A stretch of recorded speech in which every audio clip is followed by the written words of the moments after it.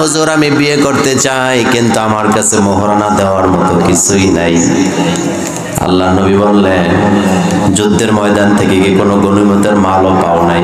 কয় না হুজুর, সেটাও আমার নাই। আল্লাহ নবী বললেন, তোমার জন্য মোহরানা হলো তুমি তোমার স্ত্রীকে 10টা সূরা শিখিয়ে দিবা। কয়টা সূরা? 10টা সূরা। আমরা পারি না? 10টা সূরা পারে না? গ্রামে গঞ্জে এমন কোনো মানুষ পাবেন না যারা 10টা সূরা জানে না।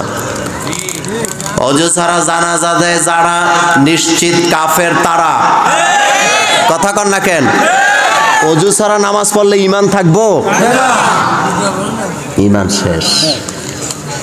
এই জন্য গ্রামের লোকেরা কখন অজু ছাড়া জানাজায় যায় না দেখবেন আপনি।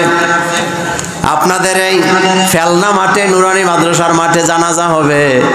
জানাজার টাইম দিছে সকাল 11টা বাজে। ইমাম সাহেব এখন নামাজ শুরু হবে। পেছন থেকে মেম্বার চেয়ারম্যান কয় না, এখনো 10টা লোক ওযু করতেছে, তারা না আসলে নামাজ শুরু করা যাবে না। আমি বুঝাইতে চাইলাম আপনাকে, ওযু ছাড়া জানাজা পড়ে না। 11টা বেজে গেছে, জানাজা শুরু হয়ে যাওয়ার পরে ওযু ছাড়া জানাজায় যায় না, বোঝা গেছে তাদের ঈমান আছে। আর সময় থাকার পরও ওযু করে জানাজা পড়ে না, ঈমান নাই। নিশ্চিত এটা লোক দেখানো জানাজা। এমন জানাজা আমাদের কোনো দরকার নাই। আপনি যদি কোরআনকে মানেন, আপনি যদি নামাজিদের পক্ষে থাকেন, নামাজিদের দল করেন, আপনাকে ডাকা লাগবে না। পাবলিসিটি ছাড়া আপনার জানাজা লক্ষ লক্ষ লোক হাজির হয়ে যাবে। এজন্য কোরআনের দরকার আছে না নাই? নুরানি মাদ্রাসা দরকার আছে তো। এরপরে দেখলাম হাফিজিয়া মাদ্রাসা, হেফজ মাদ্রাসা তো আরো বড় নেয়ামত। আল্লাহ নবী বলেছেন, মাজালিসুল কোরআন হিয়া রাউযাতুম মিন রিয়াজিল জান্নাহ। এই জন্য হেফজখানার ব্যাপারে একজন কবি বলেছেন, মাদ্রাসা হায় বাগে জান্নাত, মুআল্লিম হায় মিসলে গুল। মাদ্রাসা হায় বাগে জান্নাত, মুআল্লিম হায় মিসলে গুল। শহর উসমে ইলমে দিন হায়, তলেবা হায় বুলবুল। কবি বলেছেন, মাদ্রাসা হলো জান্নাতের বাগান, আর ওই বাগানের ফুল হলো শিক্ষকগণ, সেই বাগানের মধু হলো কোরআন, ছাত্ররা হলো মৌমাছি। সুবহানাল্লাহ। এই জন্য হেফজখানায় যারা পড়ো, তোমরা তোমাদেরকে বলে দিয়ে যাই, তোমার মামার বাড়ি, খালার বাড়ি, দাদার বাড়ি আসল বাড়ি নয়। মাদ্রাসাকে তুমি আসল বাড়ি বানাও। জগৎ বিখ্যাত কোরআনের হাফেজ বানায় দিবে কে? মাদ্রাসার ছেলেদেরকে বলে দিয়ে যায়, তোমরা যারা হেফজখানায় পড়ো, মাদ্রাসাটাকে নিজের বাড়ি বানাও। ইমাম বুখারী মাদ্রাসাকে নিজের বাড়ি বানাইছেন, তাকে আল্লাহ এত বড় করে দিয়েছেন। আমাদের হাফেজ তাকরিম 2 বছর বাড়িতে যায় নাই, সারা পৃথিবী তাকে চিনে কি চিনে না। এই জন্য কবি বলেছেন, অতুন সে হাম ক্যা করুঙ্গি, মাদ্রাসা হায় অতুন আপনা। অতুন সে হাম ক্যা করুঙ্গি, মাদ্রাসা হায় অতুন আপনা। মরঙ্গি হাম কিতাবো পর, পরখ হোগা কাফন আপনা। বাড়িঘর দিয়ে কি করবো? মাদ্রাসায় আমার বাড়িঘর। আমি যদি মাদ্রাসায় মারা যাই, আল্লাহর কোরআনের পাতাগুলি দিয়ে আমাকে দাফন করে দিও। এরপরও তোমরা আমাকে বাড়িতে যেতে বলো না। সুবহানাল্লাহ পড়েন মিয়া। মাদ্রাসার ছাত্রদের জন্য নিজের বাড়ি বাড়ি নয়, মাদ্রাসাটা বাড়ি। মাদ্রাসা কি? এই যে হাফেজ তাকরিমের উস্তাদ বলেছেন, 3 বছর একাধারে বাড়িতে যায় নাই। মসজিদে নববীতে যে হাফেজ তাকরিমকে খুঁজে পাওয়া যায় না। আমি সব সময় হাফেজ তাকরিমের তেলাওয়াত শুনি, তাকে খুঁজে পায় না। তার উস্তাদ বললেন, খুঁজতে খুঁজতে যায় দেখলাম আল্লাহ রাসূলের রওজার কাছাকাছি একটা জায়গায় তাহাজ্জুদের নামাজে সাজদা দিয়া হাফেজ তাকরিম আল্লাহর কাছে কান্না করতেছে। আর আপনি তো একটা মুরগির রান্না করলে বাচ্চারে নিয়ে বাড়িতে লয়ে যায়, এরকম বাপ মা আছেন না? আপনি ছেলেকে মাদ্রাসায় দিছেন, এটা মাদ্রাসায় থাক, ভবিষ্যতে আপনার জন্য দোয়া করবে। আমি 7 ভাই বোনের সবার ছোট, আদর একটু কমা ছিল নাকি? আমার লোকেরা কয় শেষ কাটাইলে। আপনাদের 14 গ্রামে কি কয় লাস্টে যেটা হয়? শেষ কাটাইলে বলেন। কি আদরে ছিলাম। আমার মা আমাকে এইভাবে টাকা দিত, এইভাবে। আমার ভাই বোনেরা বলতো, এত টাকা ওরে দেন কেন, মাদ্রাসায় পড়ে। আল্লাহর কসম, আমার মা দুনিয়াতে নাই, মায়ের এই কথাটা এখনো কানে বাসে। মা বলতেন, এই টাকাটা আমি মোল্লাকে দেই না, এটা আমি আখেরাতের ব্যাংকে জমা দিয়ে গেলাম। আর আপনি পোলারে অ্যান্ড্রয়েড সেট হাতে ধরায় দেন বাড়িতে নিয়ে, ছেলে মাদ্রাসায় দিচ্ছেন, এটা আল্লাহর হস্তে দিয়ে দেন। ইমাম বুখারী, ইমাম মুসলিম, তাদের কারো বাপ ছোটবেলা বেঁচে ছিল না, মা তাদেরকে মানুষ করছে। সুতরাং আপনারা যারা মাদ্রাসায় ছেলে দিচ্ছেন, মেয়ে দিচ্ছেন,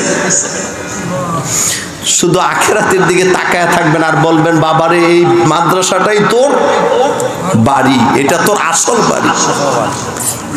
যারা পারেন কবিতাটা মুখস্থ করে নিয়ে যান, আমি আবার সেটা আপনাকে শোনাচ্ছি। অতুন সে হাম ক্যা করুঙ্গি মাদ্রাসা है অতুন আপনা, অতুন সে হাম ক্যা করুঙ্গি মাদ্রাসা है অতুন আপনা, মরুঙ্গি হাম কিতাবों पर और होगा कफन अपना।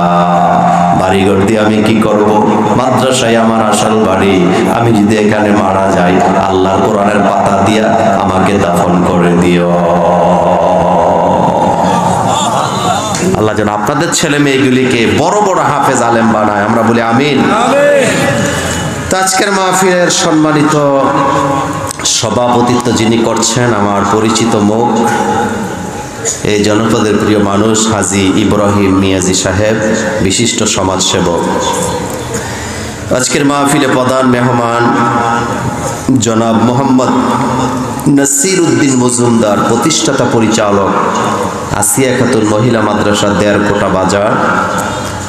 আজকের মাহফিলের মেহমান আছেন আমার অত্যন্ত পরিচিত মুখ জনাব অ্যাডভোকেট শাহ আলম মজুমদার ভাই, টিপু মোল্লা ভাই, গোলাপ হোসেন ভাই, স্বত্বাধিকারী মক্কা ট্রাভেলস। নিচে লেখা আছে মোশাররফ হোসেন মজুমদার, যোগাযোগ বদিউল আলম মজুমদার, আয়োজনে মাদ্রাসা কমিটি। আজকের মাহফিলে কথা বলেছেন এই জনপদের প্রিয় খতিব, যিনি হক কথা বলেন, হাফেজ মাওলানা খুরশেদ আলম সালেহী, খতিব ফেলনা মধ্যমপাড়া বাইতুল আমান জামে মসজিদ, শিক্ষক জগিরহাট হুসাইনিয়া দারুস সুন্নাহ কমপ্লেক্স। কথা বলেছেন আমার অত্যন্ত কাছের মানুষ মাওলানা মশিউর রহমান সালেহী ভাই, অনেক লম্বা সময় কথা বলেছেন, সহযোগী অধ্যাপক কাচারিপাড়া ফাজিল ডিগ্রি মাদ্রাসা। আমার আগে যিনি কথা বলেছেন বিশিষ্ট ইসলামী চিন্তাবিদ, গবেষক, তিনি আমাদের মোটিভেশনাল স্পিকার জনাব মোহাম্মদ মনিরুল ইসলাম মজুমদার। এমনি আমরা তাকে মোটিভেশনাল স্পিকার বলি, কিন্তু যখন কথা বলে তিনি বাদলিল কোরআন হাদিস থেকেই কথা বলেন, অত্যন্ত সুন্দর সাবলীল ভাষায় কথা বলেন। আমরা দোয়া করি আল্লাহ যেন ভাইকে কবুল করেন।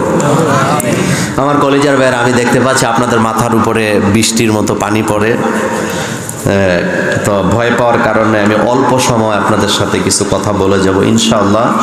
গতকালকেও আমি আপনাদের 14 গ্রামে ছিলাম, আজকেও 14 গ্রামে আছি। আপনারা খুশি না বেজার?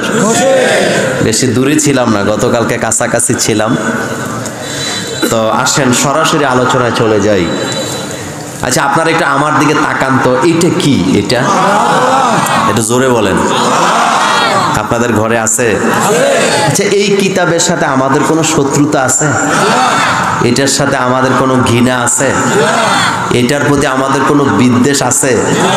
থাকলে ঈমান থাকবে? মুসলমান দাবি করা যাবে? যাবে না।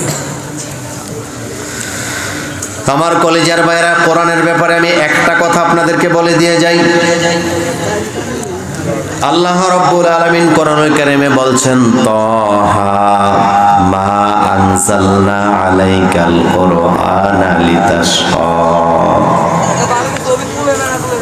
হাবিব, আপনার উপরে আমি কিতাবটা নাযিল করে দিলাম, এই কিতাবের কারণে আপনি দুশ্চিন্তায় পতিত হবেন, আপনি ক্লেশে পড়ে যাবেন, আপনি অভাবগ্রস্ত হবেন। এই জন্য আমি কোরআন নাযিল করি নাই, বরং কোরআন নাযিল করেছি আপনার ভাগ্যের পরিবর্তন করার জন্য। তাইলে বোঝা গেল পৃথিবীর মানুষের ভাগ্যের পরিবর্তন হবে না ততক্ষণ পৃথিবীর মানুষগুলা কোরআন দিয়ে জীবন চালাবে না যতক্ষণ।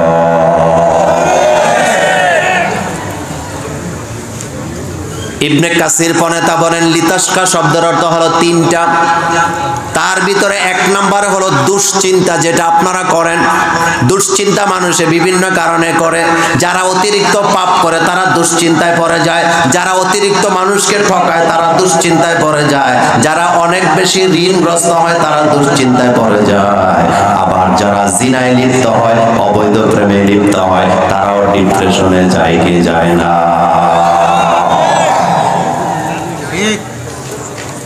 প্রথম অষ্ট আমার যুবকদের জন্য লিতাশকা শব্দের অর্থ হলো ডিপ্রেশন। নায়ক নায়িকার আত্মহত্যা কম করে না বেশি করে? কথা কর না কেন? আত্মহত্যা করে। এই পৃথিবীতে সবচেয়ে অত্যাধুনিক অস্ত্র, অত্যাধুনিক প্রযুক্তি ব্যবহার করে ইসরায়েলের সেনারা। কিন্তু আপনারা একটা তথ্য শুনলে আশ্চর্য হবে, এই পৃথিবীতে অত্যাধুনিক প্রযুক্তি ব্যবহারকারী ওই ইসরায়েলের সেনারা সবচেয়ে বেশি আত্মহত্যা করে।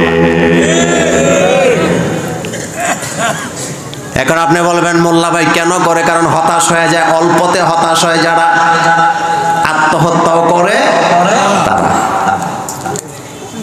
ছেলেটা আপনাদের 14 গ্রাম হাই স্কুল থেকে লেখাপড়া করছে, রোল নাম্বার 1 ছিল, 2 ছিল, কয়দিন পরে দেখা যায় রাস্তাঘাটে গাঁজা খায়, বিড়ি খায়, সিগারেট খায়, পরে থাকে। লোকেরা বলে এই পোলাটা তো ভালো ছিল, এখন এমন করে কেন? কয় প্রেম কইরা সেকা খাইছে। কথা কর না কেন? প্রেম কইরা তো জীবন শেষ। কি হইছে? কয় ডিপ্রেশনে ভুগতে ভুগতে নেশা ধরছে। তাইলে যুবকেরা আমার সাথে একটা স্লোগান দাও, অবৈধ প্রেমে জড়ায় যারা, ডিপ্রেশনে ভোগে তারা। ডিপ্রেশনে ভোগে যারা, নেশা করে তারা, নেশা করে যারা, আত্মহত্যা করে তারা। কিন্তু কোরআন পড়ে যারা হাসি মুখে জীবন চালায়, কথা কর না কেন? হাসি মুখে জীবন চালায় তারা। কোরআন যারা মানে যে সমস্ত যুবকেরা হাজার বিপদে হাসি মুখে থাকে। ইবনে কাসির পনেতা বলেন কোরআন আল্লাহ নাজিল করছেন বান্দার দুশ্চিন্তা দূর করে দেওয়ার জন্য, ভাগ্যের পরিবর্তন করার জন্য। তাইলে বোঝা গেল দুশ্চিন্তা থেকে বাঁচতে হলে আল্লাহর কোরআনের দরকার আছে না?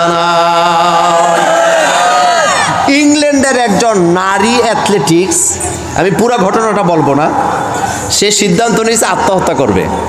কি করবে? আত্মহত্যা করার জন্য রওনা দিছে। আত্মহত্যাটা করার কারণ ছিল সে নাকি 12টা প্রেম কইরা সেকা খাইছে। তার ব্যবসায়িক পার্টনার তাকে সেকা দিছে, তার বাপে তারে ঠকাইছে, তার মাও তাকে ঠকাইছে। এরকমের রাস্তা দিয়ে যাচ্ছে, তা একটু পরে আত্মহত্যা করবে। তার কমন সেন্সটা স্বাভাবিক না, এটা স্বাভাবিক জ্ঞানটা তার নাই। একবার ঢুলে এদিকে যায় এদিকে যায়, তো সামনে একজন যুবক সামনে পড়ছে। যুবক বলতেছে, বোন দাঁড়াও, তুমি তো গাড়ির নিচে পড়ে যাবা। কি হয়েছে? আচ্ছা তুমি কি নেশা করছো? বলতেছে, বোন তুমি কি নেশা করছো নাকি? যদি নেশা করে থাকো আমি তোমাকে বাড়িতে পৌঁছে দেব, আর তুমি যদি অসুস্থ হয়ে থাকো আমি তোমাকে হসপিটালে পাঠিয়ে দেব।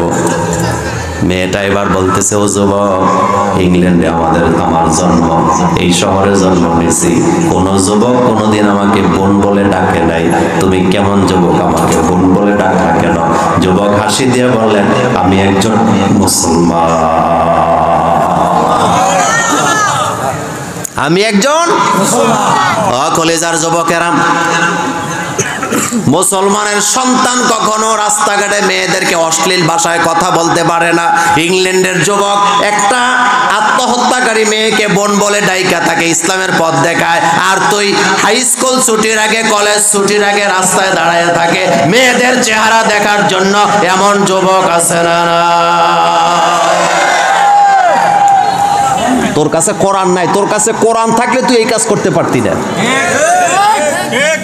যুবক বলতেছে, আমি একজন মুসলমান, এই জন্য তোমাকে বোন ডাকলাম। মেয়ে বলতেছেন আমি নেশাও করিনি, আমি অসুস্থ না তো কি, আমি একটু পর আত্মহত্যা করব। যুবক বলেন সাংঘাতিক ব্যাপার, আত্মহত্যা কেন করবা? আমি ডিপ্রেশনে আছি, এই দুনিয়াতে আত্মহত্যা ছাড়া আমার আর কোনো রাস্তা নাই। এবার যুবক হাসি দিয়া বলেন আমি তোমাকে একটা প্রেসক্রিপশন দেব, তুমি যদি এটা তেলাওয়াত করতে রাজি থাকো আমি তোমাকে দেব, এই প্রেসক্রিপশন তোমাকে